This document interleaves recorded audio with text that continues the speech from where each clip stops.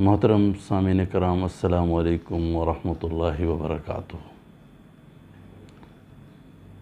آج کا موضوع ہے جہیز اور ہمارا سماج۔ محترم بھائیوں، یہ ویڈیو 1-2 منٹ زیادہ کا ہو سکتا ہے،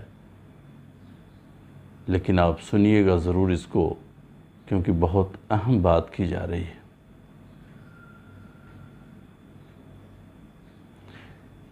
اس بات کا خیال رہے کہ سارے علماؤں کا اتفاق ہے اس بات پر کہ جہیز لینا شرعاً جائز نہیں ہے، اور انہوں نے کہا ہے کہ جہیز لینے والوں یا مانگنے والوں اللہ سے ڈر جاؤ۔ جہیز کا اسلام میں کوئی تصور ہے ہی نہیں ہے، سرے سے کوئی تصور نہیں ہے، کوئی گنجائش نہیں نکلتی کہ آدمی ادھر ادھر کی باتیں کر کے جہیز لینے کا سلسلہ جاری رکھے۔ لوگ مسلمان ہونے کا دعویٰ بھی کرتے ہیں اور اسلام کے خلاف کام بھی کرتے ہیں۔ عجیب بات ہے۔ حدیث میں آتا ہے کہ سب سے زیادہ برکت والا وہ نکاح ہے جس میں خرچ سب سے کم ہو۔ آپ غور کیجئے، یہ حدیث کی بات ہے، نبی صلی اللہ علیہ وسلم کا فرمان ہے۔ دوسری بات کہ حدیث میں آتا ہے کہ جو آپ اپنے لیے پسند کرتے ہیں وہی آپ اپنے دوسرے مسلمان بھائی کے لیے پسند کیجئے۔ کون ہے جو پسند کرتا ہے کہ میں زیادہ سے زیادہ جہیز دوں؟ کوئی پسند نہیں کرتا۔ پھر ہم جہیز مانگ کر یا لے کر اپنے مسلمان بھائی کو کیوں تنگ یا پریشان کرتے ہیں؟ اس پر ہمیں غور کرنا چاہیے۔ اس کی عزت نفس کے ساتھ کھلواڑ کرتے ہیں۔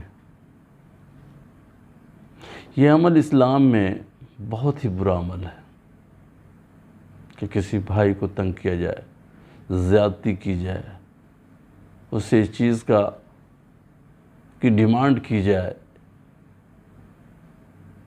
یہ بہت خطرناک عمل ہے۔ بلکہ جہیز کا مانگنا تو حرام ہے۔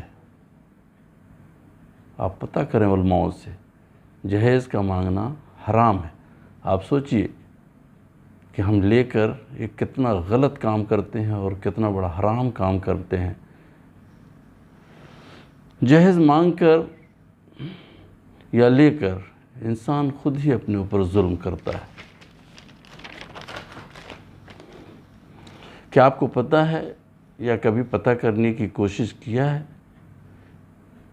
کہ صرف جہیز کی حیثیت نہ ہونے کی وجہ سے ہمارے سماج میں کتنی بہنیں، کتنی بیٹیاں بیٹھی ہوئی ہیں اور ان کی عمریں گزرتی چلی جا رہی ہیں؟ بلکہ بہت سی بیٹیوں نے تو خودکشی تک کر لیا ہے۔ کیا ہم نے کبھی اس چیز پر غور کیا؟ کم از کم ہم تو اس چیز کا حصہ نہ بنیں۔ جب ہم اس چیز کا حصہ نہیں بنیں گے تو اوروں کو کہنے کی بھی ہمت ہوگی اور لوگوں کو کہہ سکتے ہیں، تاکہ لوگ بھی پلٹ کے ہم کو نہ کہہ سکیں کہ آپ نے بھی تو ایسا کیا ہے۔ اور یقین جانیے کہ جو بہنیں بیٹھی ہیں، بیٹیاں بیٹھی ہیں، صرف جہیز کی وجہ سے ان سب چیزوں کا عذاب ہم پر اور ہماری سوسائٹی پر ہوگا۔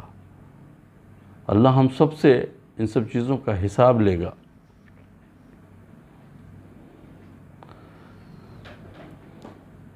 ہم سب کو اپنی اپنی آخرت کا پہلے خیال رکھنا چاہیے، نہ کہ دنیا کا۔ دنیا تو انسان کی کٹی جائے گی، لیکن لمبی زندگی جو آخرت کی ہے اس کا ہمیں زیادہ سے زیادہ خیال رکھنا چاہیے۔ کسی شاعر نے کہا ہے، وہ کہتا ہے کہ دنیا کی ہمیں فکر ہے عقبیٰ کا نہیں دھیان، ہم کیسے مسلمان ہیں، ہم کیسے مسلمان، ہم کیسے مسلمان ہیں، ہم کیسے مسلمان۔ اوروں کا مال لے کے بڑھاتا ہے اپنی شان، ہم کیسے مسلمان ہیں، ہم کیسے مسلمان۔ یہ کیسا مسلمان ہے، یہ کیسا مسلمان، تو کیسا مسلمان ہے، تو کیسا مسلمان۔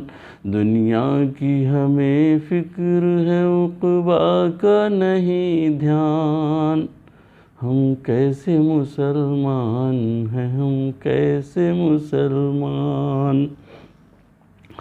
ذہن میں رکھیں کہ شادی کے بعد والدین اگر اپنی مرضی سے اپنی بیٹی کو کوئی گفٹ دینا چاہتے ہیں یا دیتے ہیں تو اس میں کسی طرح کا کوئی بھی حرج نہیں ہے، مگر اس میں بھی شو بازی نہیں ہونی چاہیے۔ یاد رہے کہ گفٹ کبھی بھی مانگ کر نہیں لیا جا سکتا، نہیں لیا جاتا، اس لیے برائے کرم جہیز مانگ کر یا لے کر اپنی دنیا اور آخرت کو برباد نہ کیجیے۔ کیوں؟ اس لیے کہ آخرت میں کوئی بھی آپ کے کام آنے والا نہیں ہے۔ اب اگر آپ نے ایسا کیا ہے، لوگوں سے جہیز لیا ہے یا مانگا ہے، تو اللہ پاک سے زیادہ توبہ کیجئے، معافی مانگیے، کیونکہ یہ ایک بہت بڑا گناہ آپ سے ہوا ہے۔ اللہ سے رجوع کیجئے، معافی مانگیے، اللہ غفور الرحیم ہے، معاف کرنے والا ہے۔ وہ تو اس انتظار میں رہتا ہے کہ کوئی بندہ میرے پاس آئے اور میں اس کو معاف کروں، تو اس کام میں جلدی کیجئے۔ اللہ سے دعا ہے کہ اللہ پاک ہم سب کو اس خطرناک بیماری سے محفوظ رکھے اور ہماری دنیا اور آخرت کو برباد ہونے سے بچائے۔ آمین ثم آمین۔ وآخر دعوانا ان الحمد للہ رب العالمین۔